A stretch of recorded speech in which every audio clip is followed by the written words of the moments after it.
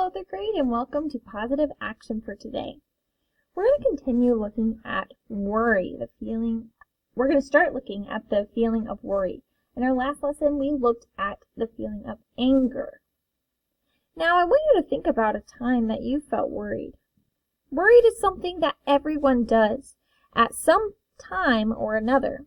A mother might worry about her child when she is not with him. A child might worry about his pet or a possession that is lost. Too much worry or worry about things that can't change is not healthy. Some people spend so much of their day worrying about tomorrow that they miss out on what life has to offer. Instead of worrying about something that may never happen, you should choose a positive action, one that you have learned to meet physical or intellectual needs. Worry won't change things for the better, but you can. Today, let's make something to do our worries for us. First, we'll watch this video on how you can manage your worrying. Do you ever start to ask yourself, what if this happens? What if that happens? It's called worrying, and it can start to make you feel really bad. Let's see how Joey deals with it. Listen up. It's the first day of school and it's time for recess. Time to head to the playground. Yeah, you guessed it, the sun is bright and everyone's outside playing games. They're even sliding down the slide, but Joey's scared he won't know the games. And he'll mess up if he tries to play. And he wants to play tag on the grass, but he's afraid that he won't be fast.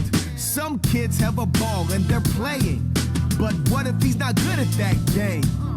His stomach feels bad. Did he eat something funny? Nah, just toast with honey. He's thinking of what might happen. He's worried. What if he gets tagged out in a hurry? He doesn't know how things will be. What happens next? Let's see. When we worry, we ask what if, instead of thinking about what is. Worrying can make us feel bad, but our worries don't have to last. When we worry, we ask what if, instead of thinking about what is.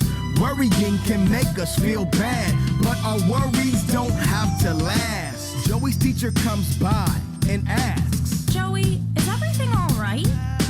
Joey isn't sure what to say. He tells his teacher how he wants to play, but his tummy aches and he feels afraid. His teacher says, Hey, it's okay. We all get nervous. Adults too. Yeah. But when you're worried, here's what to do. Instead of imagining what might be, try to focus on what is happening. See? Close your eyes. Breathe deep. Focus on one or two sounds. Joey takes a breath and wow, he starts to calm right down. See? He closes his eyes and breathes. He can hear laughter and the wind in the trees. Tell yourself it's gonna be okay. Your worries might not come true anyway. So Joey thinks it's gonna be okay. Yeah. Even if I'm not fast, it'll be fun to play. And one more thing before you run off. You can always talk to a friend, teacher, or aunt, or anyone who will listen and care. When you're worried, the ones you love will be there. When we worry, we ask what if, instead of thinking about what is. Worrying can make us feel bad, but our worries don't have to last. When we worry, we ask what if, instead of thinking about what is. Worrying can make us feel bad, but our worries don't have to last.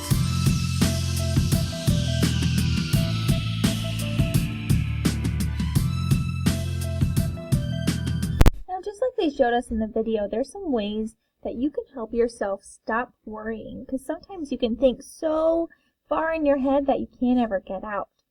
So one thing that you can do to calm yourself down is sometimes people have worry stones and they'll rub their worry stones and try to think of something else, but you can also use your palm and trace all of the lines in your palms and start counting.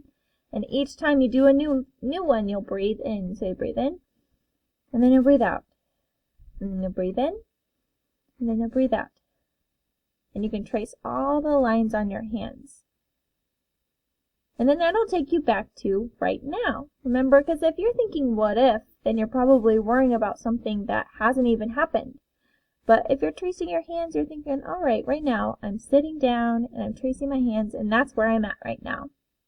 So that can help you when you are worrying later in the future.